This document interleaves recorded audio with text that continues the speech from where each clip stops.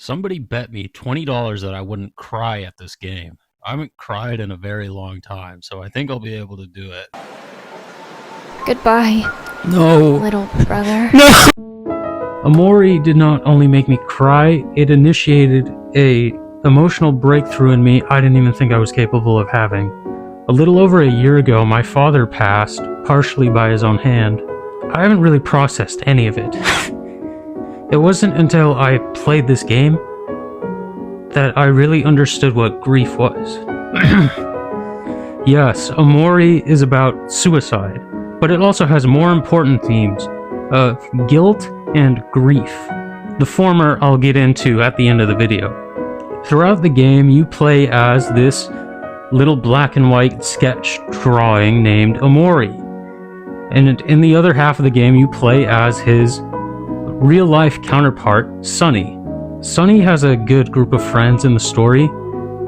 There's a lot of intertwining stories of coming of age and how to deal with breakups. In Sunny's little friend group, you have his sister, Mari, spelled M-A-R-I. Some people pronounce it Mary. It's pronounced Mari, like the Maori. But civilized. And then there's the three main friends, Kel, Hiro, and Aubrey. In Omori's storyline, those are the characters you play as along with Omori in the RPG style fighting, stuff like that. When you're playing as Omori, you're going through what is essentially Sunny's dream space, his head. You encounter all of his fears and all of his compartmentalized trauma, and you get to fight all of these little zany characters with your friends. It's fun. It plays out just like a regular RPG. You got skills, health, attack turns, stuff like that. I gotta stop saying stuff like that. But when you're playing as the real character, Sunny, you also have to battle your inner thoughts. When you're playing as Omori, it's kind of like this idealistic scenario of how you can deal with your problems. But when you're playing as Sunny, it's so surreal and substantial. What I mainly got from these battle sequences in the game were you are responsible for battling your own demons. Otherwise, you can do nothing, or you can try to have other people fix them for you. The main group of friends in the story comprises of Mari, Sunny's sister, Kel, Hiro, Aubrey, and Basil. Kel, Hiro, and Aubrey are your fighting friends. They come into battle with you, with Omori. And all these characters exist in the real world as well. But the difference is, in the real world, Mari committed suicide. And that event affects every single one of the characters in this group, like, severely. It changes them down to their core. When you're playing as Omori, you play as the younger versions of these characters. But when you're playing as Sunny, you're playing as these characters after the fact, multiple years after the fact. Aubrey processes her grief by projecting it onto others and not really processing it at all.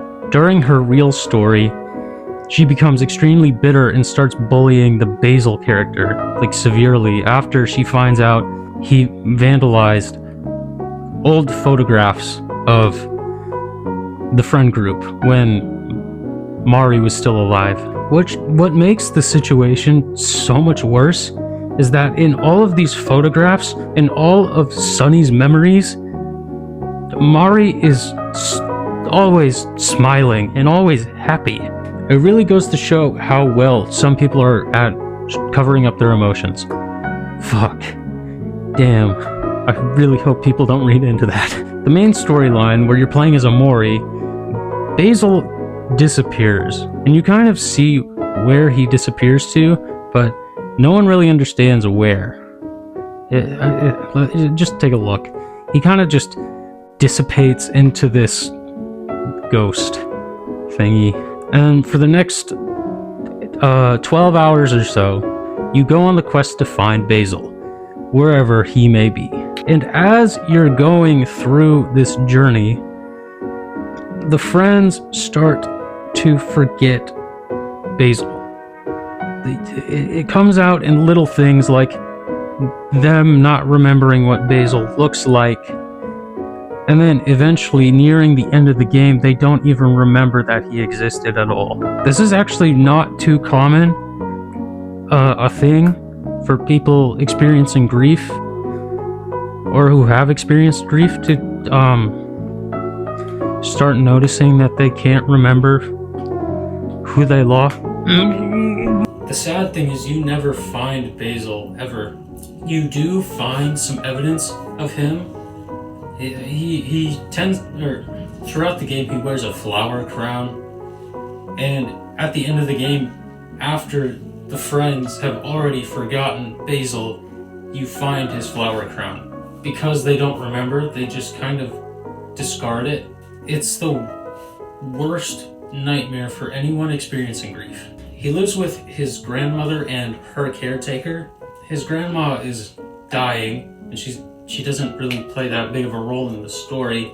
She doesn't speak much. And on top of that, Basil just does not speak to the caretaker at all. Basil really warms up to Sunny though. Sunny is the one in the game that really can visualize what Basil feels through literally like visual manifestations of compartmentalized trauma. Throughout the game, Sunny also experiences this, random hallucinations. At this point in the video, I'm going to give you a spoiler warning. If you haven't played Omori and you don't want to be spoiled, now is the time to turn away. So it's revealed after the Omori sequence, the dream sequence, that Omori did not in fact kill herself. One night, when Basil was sleeping over, Omori and Mari get in a fight, and Omori pushes her down the stairs, and she lands headfirst on his violin and dies. So Omori drags her to the backyard and hangs her from a tree using a jump rope and placing a toy box next to the tree to kind of make it seem like Mari killed herself.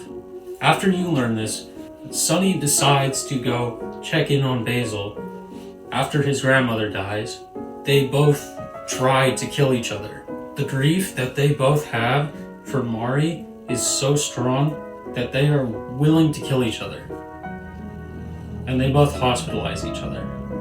And it's in this hospital dream that Sunny has where he faces Omori, which Omori represents Sunny's guilt for accidentally killing his sister. Omori is impossible to beat. You can get pretty close, but it's just not possible, which says a lot. And at the end of the game, you can either choose to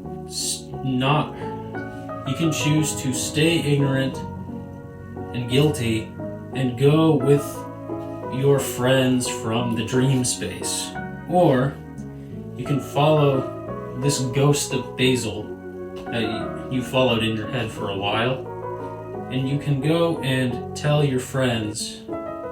I cried for about 3 days playing this game. No story has ever connected with me in a way that Omori has. And therefore, Omori is my favorite game of all time. So thank you for watching. I hope you enjoyed the video. If you're dealing with any sort of grief, play this game. I want to stream this game for a suicide prevention charity, but I don't have the tools to stream right now. So if that's something you want to help me with, consider supporting my Patreon. That's in the description. But if you want to help me in a different way, and if you feel like it, hit the subscribe button. It's cool. You don't have to, but it means a lot to me. Every single time the number goes up, I'm like, yes! But hey, I'm just a guy in a mask on the internet. I got a really special video cooking up for you guys next week. Tune in, I guess. I'll talk to you later. I love you. Bye-bye.